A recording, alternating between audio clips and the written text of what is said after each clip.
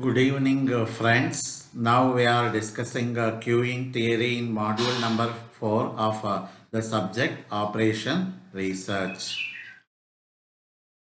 So, queuing theory. So, that is dealing with the problems involving waiting. That is, people are waiting in a queue. So, it is quite common that there will be some examples of the queue occurs in everyday of our life. So, some examples where we are finding queues are long waiting lines, like waiting for getting service in the bank or at reservation counter. So then waiting for the train or bus, waiting at the barber salon, waiting at the doctor's clinic. So these are some examples where we have to stand in long waiting lines. So these are the notations used in solving the problems of queuing theory. So W. Yes, so that is the average waiting time of a customer in the system. So the S represents system here. So both waiting as well as service.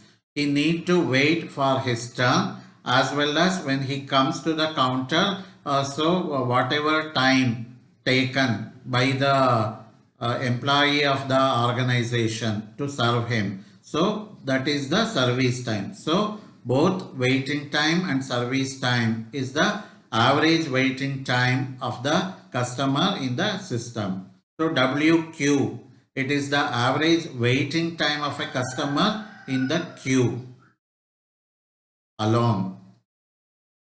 So then N is the number of customers in the system, maybe number of customers both waiting and those who are in service. Then mu, average number of customers being serviced per 1 unit of time. Lambda, that is average number of customers arriving per unit of time. C, number of service channels which are serving the people in the queue in parallel service channels. So LS, that is the average number of customers in the system both waiting as well as in the service. LQ, average number of customers waiting in the queue. So the major components of any queuing system will be like this. So calling population, so that is the input score source. So here population is arriving to the organization where they want some service. Then queuing process. So it is arrival process here. So input source is nothing but the people who are arriving to stand in the queue. So this is the waiting area. So waiting launch. So queue or the waiting line. So then we have queue discipline. Then so after waiting area, so the customer will enter into the service facility where the service process or service mechanism will take place. Then departure. So the service, the customers will go out of the organization. So here we have the calling population, that is the input source, then queuing process. They are made to wait in this waiting launch. Then we have queue discipline, then service process or the service mechanism, then departure, that is the service customers will leave out of the system. So the potential customers who arrive to the queuing system will be called as calling population or the customer source.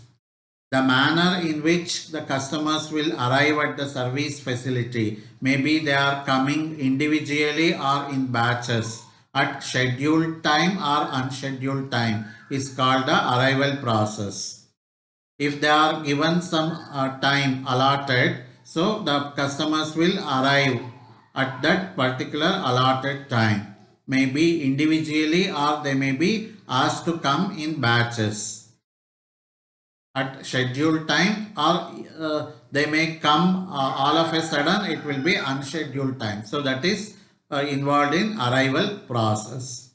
The customer's entry into the queuing system will depend on queuing conditions. Whether he enters into the system or not depends on queue conditions. So customers from the queue will be selected for getting service done according to certain rules. So that is known as queue discipline.